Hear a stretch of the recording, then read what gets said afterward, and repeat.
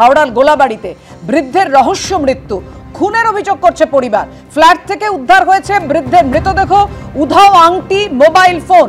খুনের অভিযোগ পরিবারের। ময়না তদন্তের রিপোর্টের অপেক্ষায় পুলিশ। সিসি ক্যামেরায় ধরা পড়েছে আগন্তুকের ছবি। ঘনীভূত হচ্ছে রহস্য। শালকিয়ার আবাসন থেকে উদ্ধার 64 বছরের অসীম দের দেহ। বৃহস্পতিবার সন্ধ্যায় বাড়ি থেকে খাবার নিয়ে ফ্ল্যাটে ঘুমোতে যান বৃদ্ধ। সিসি ক্যামেরায় বৃদ্ধকে দেখুন, দেখা যাচ্ছে একটি কালো ব্যাগ নিয়ে ফ্ল্যাটে ঢুকতে। বৃদ্ধ আসার পর লাল ব্যাগ নিয়ে ফ্ল্যাটে ঢোকেন এক ব্যক্তি।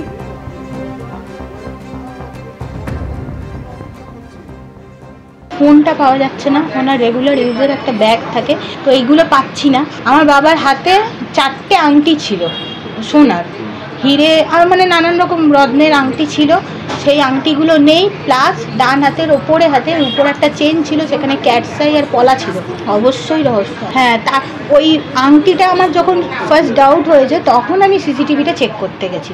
তখন আমি দেখতে পাই যে একটা আমার অচেনা লোক 8:15 নাগাদ কি 8:13 এরকম সামথিং টাইমে ঢুকেছে। আগের দিন 10:32 নাগাদ বাড়ি থেকে, এই ঘর থেকে বেরিয়েছে, এবং তার হাতে আমার বাবার ওই মানে রেগুলার ইউজের ব্যাগটাও ছিল। খুনের ঘটনা তো মানে মনে হচ্ছেই, মানে আমি যে শুধুমাত্র অ্যাজামশন করছি তা না।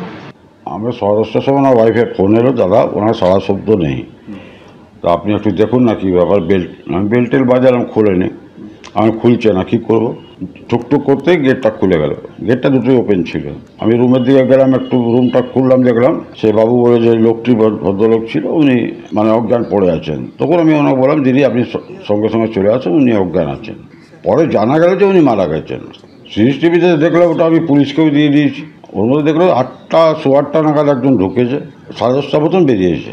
4টে দুটো আংটি ছিল, মোবাইল ফোনও নেই, ওনার ব্যাগও নেই। নিউ গড়িয়ায় অভিজাত আবাসনে একাকী বৃদ্ধা খুনের কিনারা করল পুলিশ। এই ঘটনায় জড়িত অভিযোগে সদ্য কাজে যোগ দেওয়া এক আয়াকে গ্রেপ্তার করেছে পুলিশ। সঙ্গে গ্রেপ্তার করা হয়েছে তার সঙ্গীকেও। এই দুজনকেই 12 দিনের জন্য পুলিশ হেফাজতের নির্দেশ দিয়েছে আদালত। নরেন্দ্রপুর থেকে গ্রেপ্তার করা হয় ওই আয়া আশালতা সর্দার ও তার এক সঙ্গী জালাল মীরকে গ্রেপ্তার করা হয় ধোলাহাট থেকে। ধৃতদের কাছ থেকে উদ্ধার বৃদ্ধের গয়না। খুনের সময় ভেতরে ছিলেন আশালতা, বাইরে পাহারায় ছিলেন জালাল। পুলিশ সূত্রে এমনই খবর।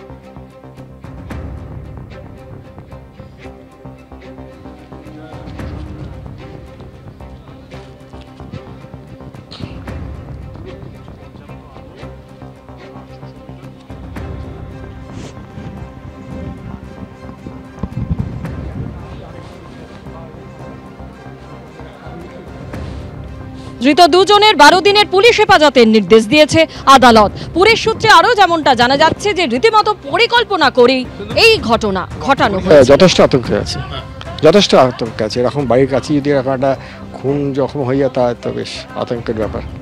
পরিবারের আপনাদের সদস্য কজন আছেন সেটা নিয়ে? 2 জন, আমি আমার ওয়াইফ।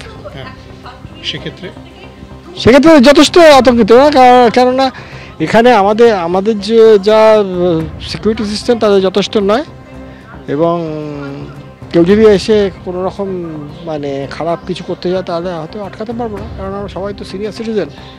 সেই রকমেরই এখানে আসার পরে যথেষ্ট উন্নতি হয়েছে, জায়গাটার সিকিউরিটি অনেক বেড়েছে, সেদিক দিয়ে কোনো সন্দেহ নেই।